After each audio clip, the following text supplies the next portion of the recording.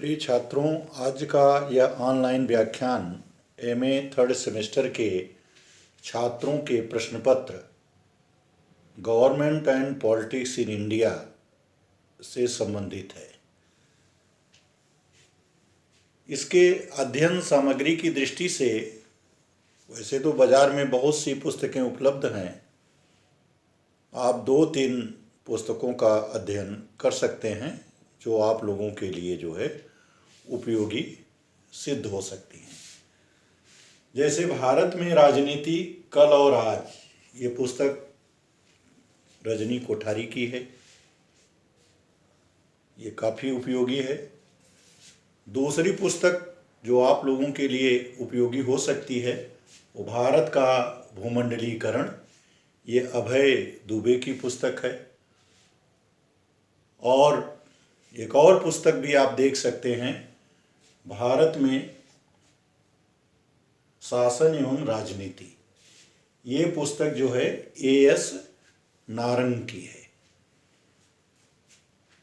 तो ये किताबें उपलब्ध हैं, महाविद्यालय की लाइब्रेरी में भी हैं और मार्केट में भी आप लोग इसको जो है खरीद सकते हैं। आज मैं जिस टॉपिक को प्रारंभ करूंगा वह भारत की संघात्मक व्यवस्था से संबंधित है। उसकी पृष्ठभूमि क्या है, उसकी विशेषताएं क्या हैं और भारतवर्ष में जो संघीय शासन व्यवस्था है उसके समक्ष कौन कौन सी चुनौतियां हैं, हम इन सब का जो है अध्ययन करेंगे। संघीय प्रणाली में सत्ता के 2 केंद्र होते हैं, पहला केंद्रीय और दूसरा क्षेत्रीय। जैसा कि प्रोफेसर केसी व्हीयर ने लिखा है, संघीय प्रणाली का अर्थ सत्ता के विभाजन की ऐसी पद्धति से है जिसके द्वारा सामान्य एवं क्षेत्रीय शासन अपने अपने क्षेत्रों में स्वतंत्र रहते हुए साथ साथ काम करते हैं।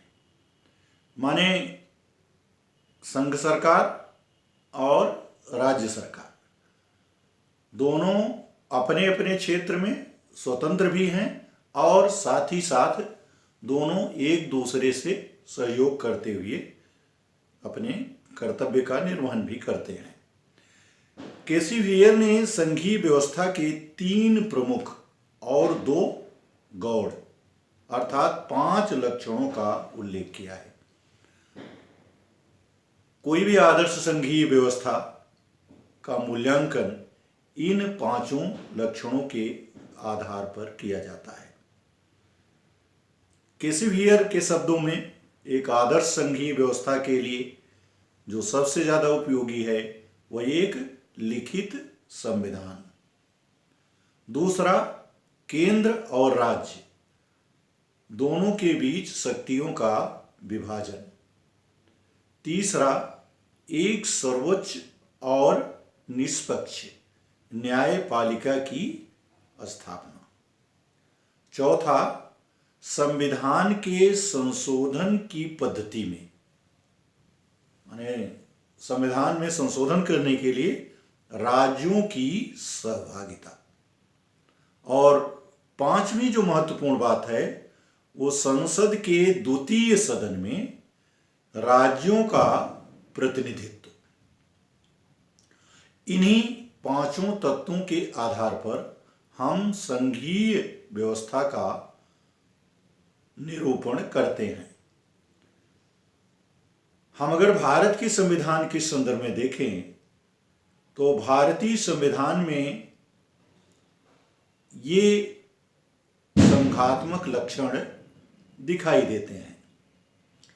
डॉक्टर अंबेडकर ने संविधान निर्मात्री सभा में संविधान में अत्यधिक केंद्रीकरण का उत्तर देते हुए कहा था कि एक गंभीर शिकायत इस आधार पर की जाती है कि अत्यधिक केंद्रीकरण के कारण राज्य सिमटकर नगर पालिका के समान हो गए हैं। इसका तात्पर्य है कि आलोचकों का एक वर्ग ये मानता है कि भारतवर्ष की जो संघीय व्यवस्था है उसमें अत्यधिक केंद्रीकरण की प्रवृत्ति है, किंतु इस दृष्टिकोण में केवल अतिशयोक्ति है। वास्तव में संघवाद का मुख्य उद्देश्य केंद्र और राज्यों के बीच विधायी एवं कार्यपालिका संबंधी शक्तियों के वितरण में निहित होता है। भारत की जो संघीय प्रणाली है उसके प्रमुख लक्षण निम्नलिखित हैं। भारत में एक लिखित और सर्वोच्च संविधान है। संविधान की सर्वोच्चता का मतलब यह है कि सरकार के विभिन्न अंग अपनी शक्तियां संविधान से प्राप्त करते हैं। दूसरी बात है कि भारत के संविधान में शक्तियों का विभाजन है केंद्र और राज्य के बीच, और शक्तियों का यह विभाजन सूचियों के माध्यम से किया गया है। इसमें संघ सूची, राज्य सूची और समवर्ती सूची है। संघ सूची पर केंद्र सरकार को, राज्य सूची पर राज्य सरकार को और समवर्ती सूची पर संघ सरकार और राज्य सरकार दोनों को कानून बनाने का अधिकार प्राप्त है। जहां तक समवर्ती सूची का प्रश्न है, यदि किसी विषय पर या कानून पर केंद्र और राज्य के बीच विरोध उत्पन्न होता है तो ऐसी स्थिति में केंद्र के द्वारा जो नियम बनाए गए हैं उनको वरीयता प्रदान की जाती है। भारतवर्ष में एक स्वतंत्र और निष्पक्ष न्यायपालिका है, सर्वोच्च न्यायालय है, जो संघ और राज्य के बीच यदि कोई विवाद उत्पन्न होता है तो उसका निर्णय करती है। साथ ही साथ ये अपील की अंतिम न्यायालय भी होती है। इसके साथ ही साथ भारत के संविधान में संशोधन की जो पद्धति संविधान के अनुच्छेद 368 के अंतर्गत दी गई है, उसमें बहुत से ऐसे कानून हैं जिसको बनाने के लिए जो है या संविधान में संशोधन करने के लिए केंद्र के साथ ही साथ आधे से अधिक राज्यों की सहमति भी आवश्यक होती है। माने संविधान संशोधन की जो प्रक्रिया है उसमें राज्यों को सहभागी बनाया गया है। और पांचवी जो बात केसी वियर ने कही थी कि संसद के द्वितीय सदन में राज्यों का प्रतिनिधित्व, तो अगर यह देखा जाए तो भारत की जो संसद है उसके दो सदन हैं, लोकसभा और राज्यसभा, और राज्यसभा को राज्यों का सदन कहा जाता है। माने राज्यों के प्रतिनिधि जो है इसमें होते हैं। तो अगर हम इन मापदंडों पर अध्ययन करें तो भारत का जो संविधान है वह एक आदर्श संघीय संविधान की कोट में आता है।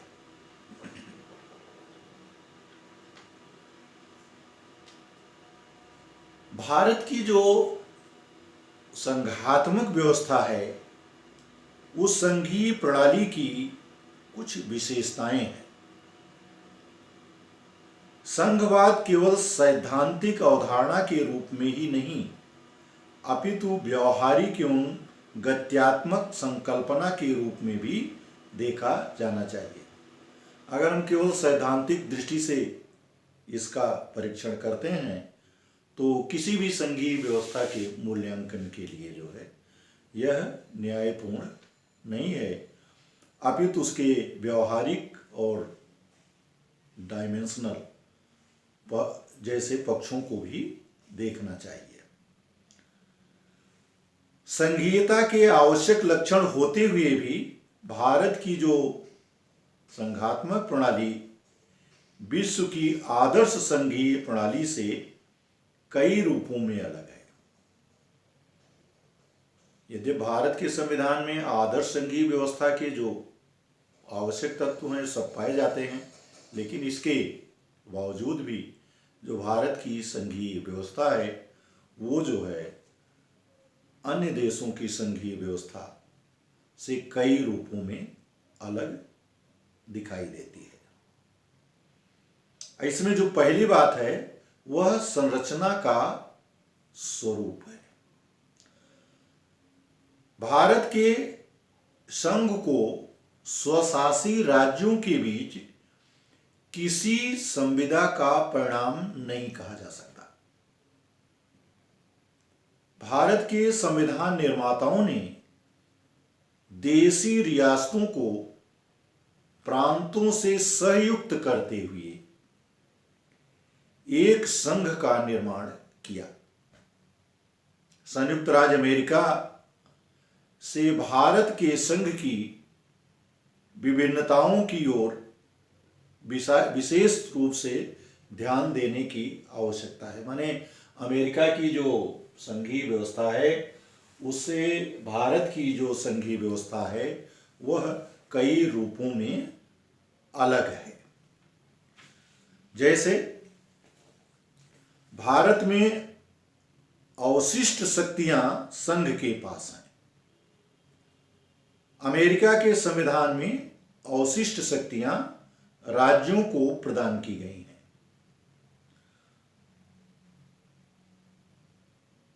अनुच्छेद 248 के अंतर्गत भारत के संविधान में ये शक्तियां संघ को प्रदान की गई हैं। नंबर 2, भारत में संघ सरकार एवं राज्य सरकार के लिए एक ही संविधान है, जबकि ऐसा अमेरिका में नहीं है। नंबर 3, संविधान संशोधन के संबंध में भारत में केंद्र को अधिक महत्व प्रदान किया गया है। भारत में संघ संरचना को प्रभावी करने वाली कुछ विशिष्ट बातों को छोड़कर संविधान के अधिकांश भाग का संशोधन करने के लिए राज्यों के परामर्श की आवश्यकता नहीं होती है। चौथी जो बात है, राज्यों को संघ से विलग होना संभव नहीं है। माने राज्य संघ से अलग नहीं हो सकते।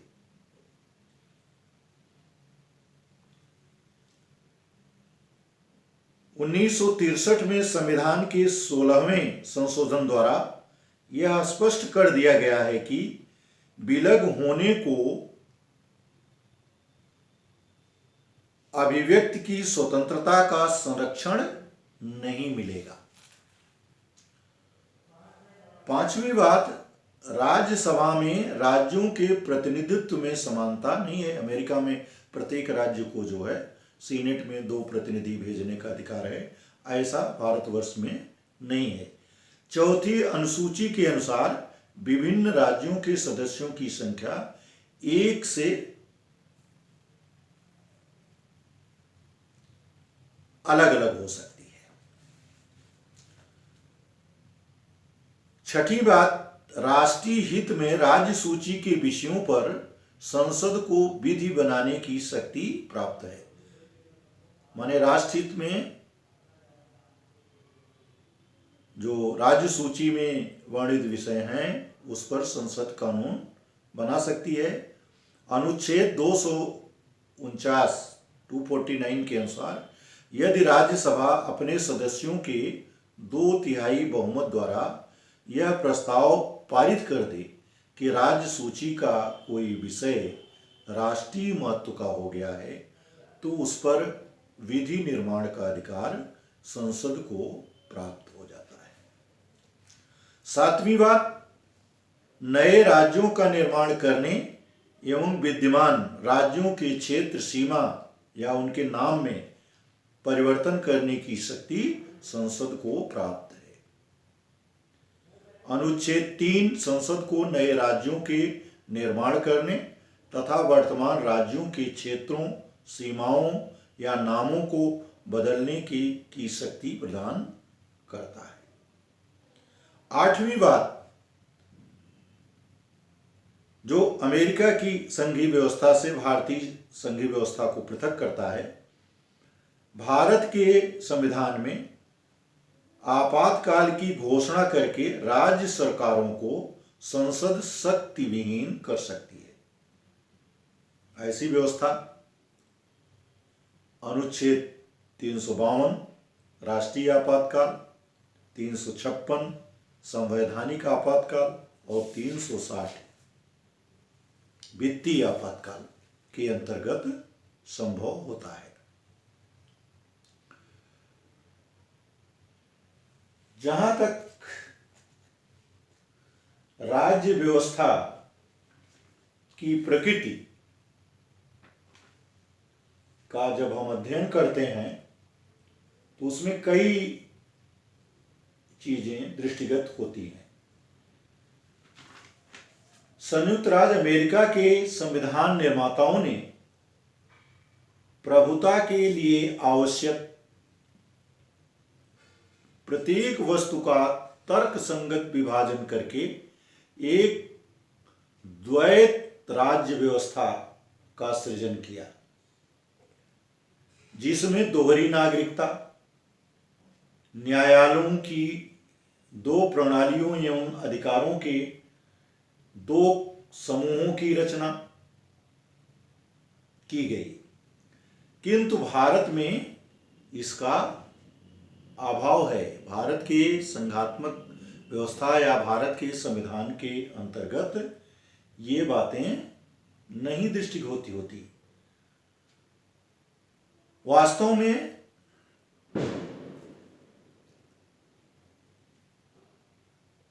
भारत में संघात्मक या संघटक इकाइयों पर संघीय सरकार के नियंत्रण की प्रवृत्ति दिखाई देती है।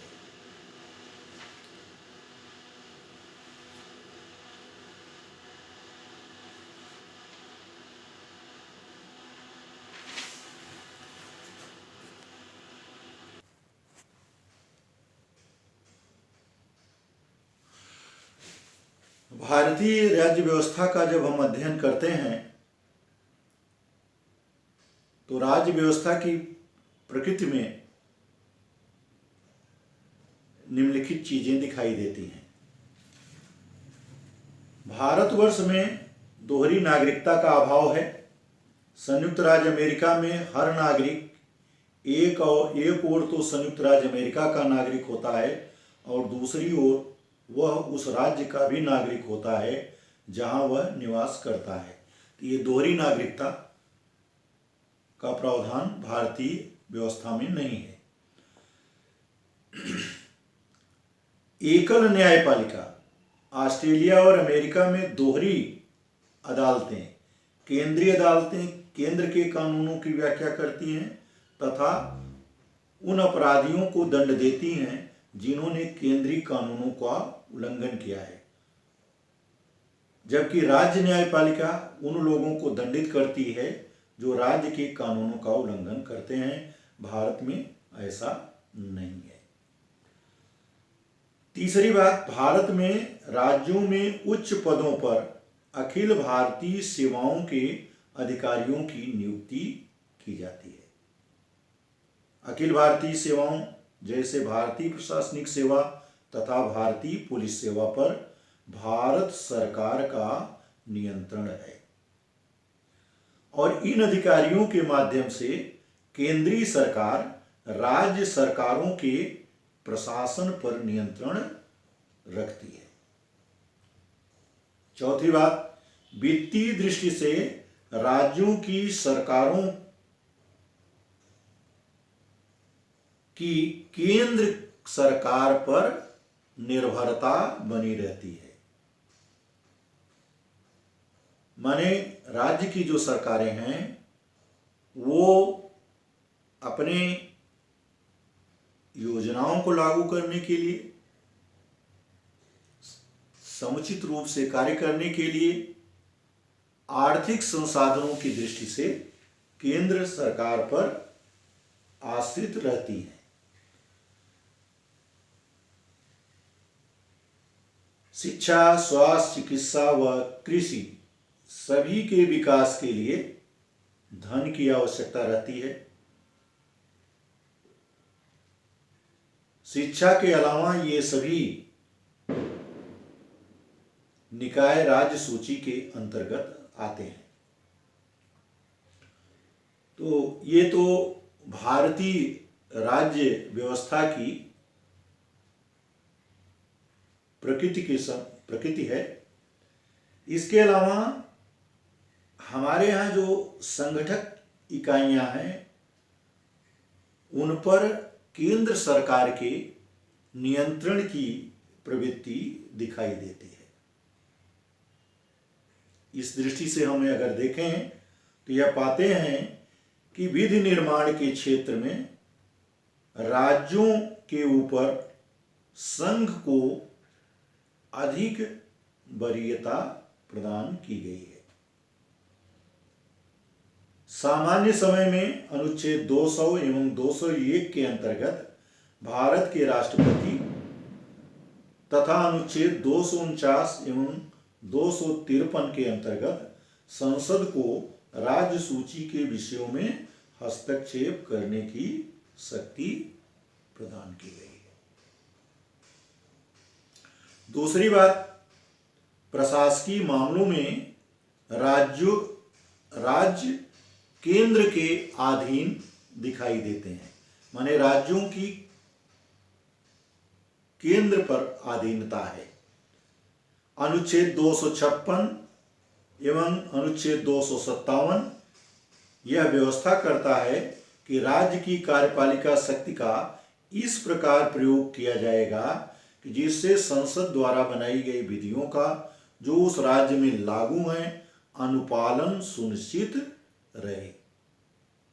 संघ की कार्यपालिका शक्ति का विस्तार राज्य को निर्देश देने तक होगा जो भारत सरकार को इस प्रयोजन के लिए आवश्यक प्रतीत होता है।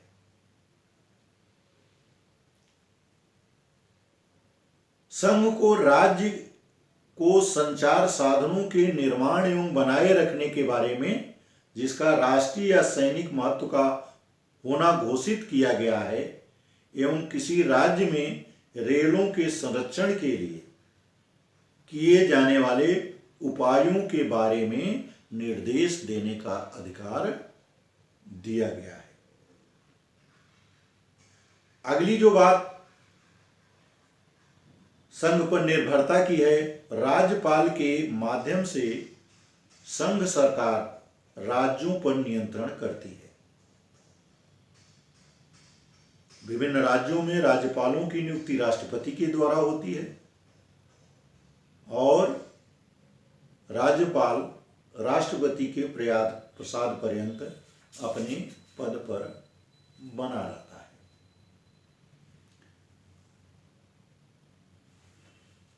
राज्यपाल कुछ विषयों से संबंधित विधेयकों को राष्ट्रपति के विचारार्थ प्रेषित कर सकता है। अनुच्छेद 201, 288 एवं 304B। कुछ मामलों में वह अपने विवेकानुसार भी कार्य कर सकता है। अनुच्छेद 166। भारतीय संविधान की यह व्यवस्था संघीय सिद्धांत के प्रतिकूल दिखाई देती है और इससे राज्यों की स्वायत्तता पर आघात पहुंचता है। तो ये कुछ ऐसे प्रावधान हैं जिसकी दृष्टि से जो राज्य की सरकारें हैं वो केंद्र की सरकार पर ज़्यादा निर्भर होती हैं।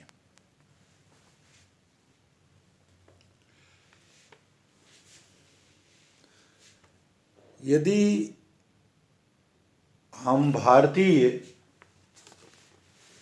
संघात्मक व्यवस्था के स्वरूप की समीक्षा करें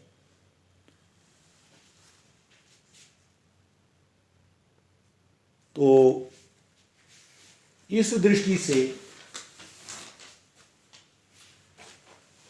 विद्वानों ने अलग अलग प्रकार से अपने मत व्यक्त किए हैं। प्रोफेसर केसी हियर के अनुसार भारत का संविधान एक ऐसी शासन प्रणाली की व्यवस्था करता है जो संघकल्प है। यह एकीक राज्य है जिसमें कुछ अनुसंघीय संघीय लक्षण दिखाई देते हैं। यह एक अनुसंघीय एकीक लक्षण वाला परिसंघीय राज्य नहीं है, ऐसा विचार केसी हियर का है। डीडी बसु का यह मत है कि भारत का संविधान अपने में विलक्षण है। यह न तो शुद्ध रूप से संघीय है और न ही एकीक। इसमें दोनों का समावेश दिखाई देता है। यह एक प्रकार के संघ की स्थापना करता है जिसमें संघ होते हुए भी राष्ट्रीय हित को वरीयता प्रदान की जाती है। इसी प्रकार के एम मुंशी ने इसकी समीक्षा करते हुए अपना यह मत व्यक्त किया था कि भारत में संघीय संविधान है जो केंद्र और राज्य की सीमाओं की अलग अलग व्याख्या करता है। कुछ विद्वानों का यह मत है कि हमारे संविधान के वास्तविक कार्यकरण में एकीक प्रवृत्ति के कारण संघवाद समाप्त प्राय हो गया है। माने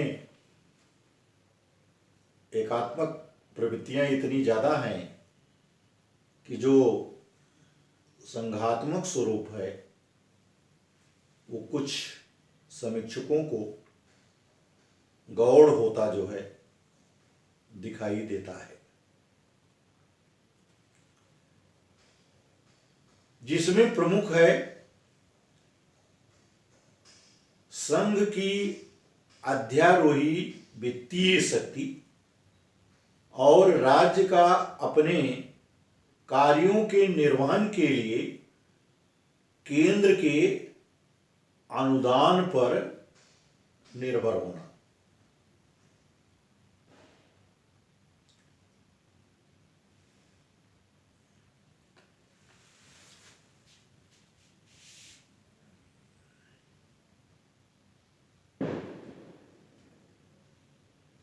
दूसरा, योजना आयोग की समवर्ती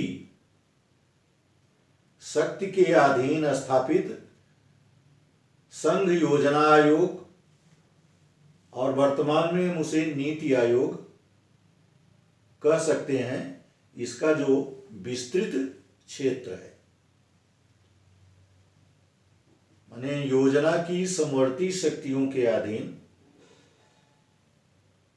जो नीति आयोग स्थापित किया गया है उसके कारण जो राज्य हैं वो केंद्र पर ज्यादा आश्रित होते चले गए हैं। लेकिन जो यह आरोप लगाया गया है इसको हम पूर्ण रूपेण सत्य नहीं कह सकते। अमेरिका जैसे देशों में भी व्यवहार में कुछ मामलों में जो राष्ट्रीय सरकार है वो ज़्यादा प्रभावशाली दिखाई देती है।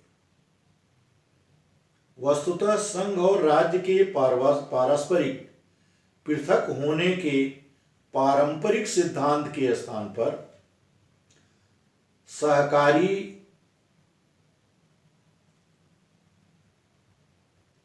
परिसंघवाद का सिद्धांत अधिकांश संघीय देशों में दिखाई देता है।